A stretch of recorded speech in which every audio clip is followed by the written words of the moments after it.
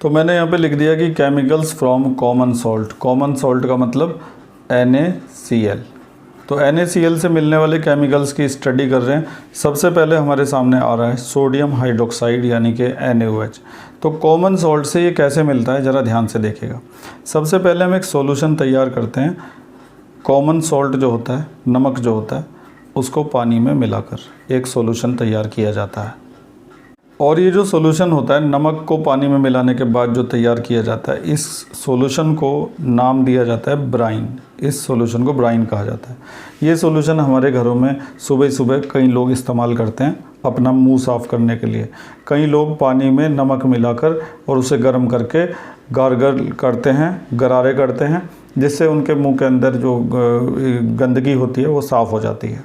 तो ब्राइन जो है ना, डेली हमारे कई घरों में तैयार किया जाता है। तो NaCl को, नमक को पानी में मिला देंगे तो ब्राइन तैयार हो जाएगा। इसके बाद जब हम इसका इलेक्ट्रोलाइसिस करेंगे, इलेक्ट्रोलाइसिस करने का मतलब है कि जब इसके अंदर इलेक्ट्रिसिटी पास की जाएगी तो इससे हमें 3 प्रोडक्ट मिलेंगे। सबसे पहला जो प्रोडक्ट है वो तो यही है जिसकी बात चल रही है, NaOH। साथ में हमें मिलेगी हाइड्रोजन गैस और उसके साथ में हमें मिलेगी क्लोरीन गैस। कहने का मतलब ये है कि जब ब्राइन का इलेक्ट्रोलाइसिस किया जाता है तो वो डीकम्पोज हो जाता है इन 3 चीज़ों में, सोडियम हाइड्रोक्साइड में, हाइड्रोजन में और क्लोरीन में। ये दोनों गैस होती हैं, तो इनके लिए आप ना साइड में ऐसे एरो लगा सकते हैं या फिर G भी लिख सकते हैं इनके साथ में।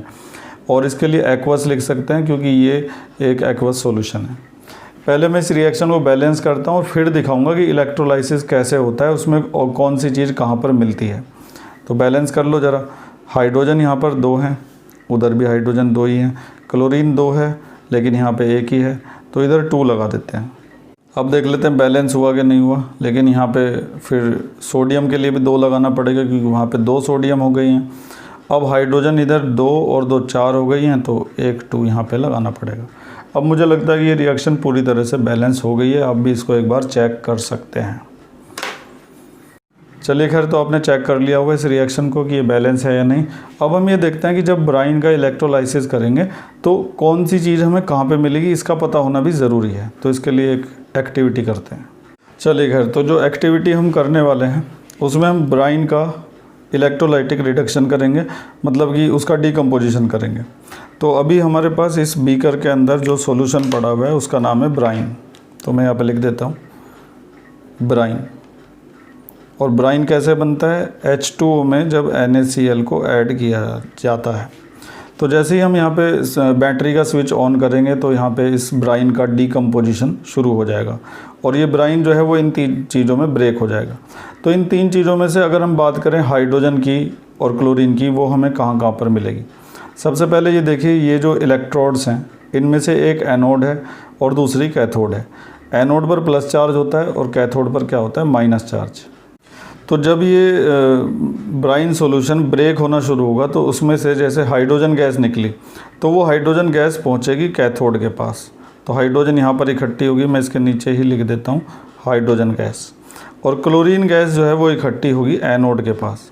इसकी वजह यह है कि जो हाइड्रोजन होता है, तो हाइड्रोजन जो होता है उसके ऊपर प्लस चार्ज होता है और क्लोरीन के पास होता है माइनस चार्ज। तो जाहिर सी बात है कि प्लस चार्ज वाला जो हाइड्रोजन है वो माइनस चार्ज वाली कैथोड के ऊपर ही जाएगा और माइनस चार्ज वाली जो क्लोरीन है वो प्लस चार्ज वाली एनोड के पास जाएगी। तो इनका एड्रेस तो हमें मिल चुका है कि ये दोनों हमें कहाँ कहाँ पर मिलेंगे। अब बारी आती है NaOH की, ये कहाँ पर मिलेगा। तो ये जो NaOH होता है ये कैथोड के ही पास में हमें मिलता है। यहाँ पर जहाँ हाइड्रोजन मिलती है उसी के पास ये हमें मिल जाता है NaOH। तो तीनों का एड्रेस हमें पता चल चुका है विद रीज़न। हमें ये पता लग गया कि हाइड्रोजन गैस कैथोड पर इसलिए मिलेगी क्योंकि हाइड्रोजन पे प्लस चार्ज होता है और कैथोड पर माइनस चार्ज होता है। तो माइनस चार्ज वाली कैथोड प्लस चार्ज वाली हाइड्रोजन को अपनी तरफ अट्रैक्ट करेगी। क्लोरीन मिलेगी एनोड पर और NaOH कहाँ मिलेगा, कैथोड के पास। तो इस तरह से पूरा जो ब्राइन सॉल्यूशन है उसके बारे में हमने पढ़ लिया, उससे क्या क्या हमें मिलता है वो भी समझ लिया है। तो खाली हमें NaOH ही नहीं मिला है, NaOH के साथ में हाइड्रोजन और क्लोरीन भी मिली है। तो आगे ज़रा पढ़ लेते हैं इसके बारे में अपनी बुक में।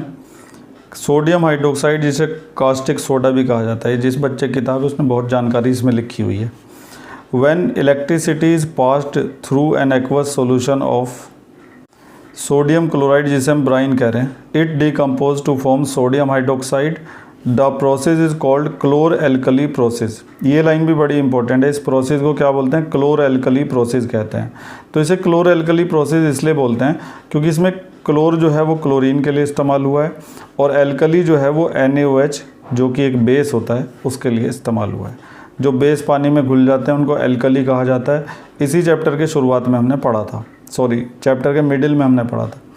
तो क्योंकि इसमें एल्कली मिलता है और क्लोरीन मिलती है, इसीलिए इस प्रोसेस को क्लोर एल्कली प्रोसेस भी कहा जाता है।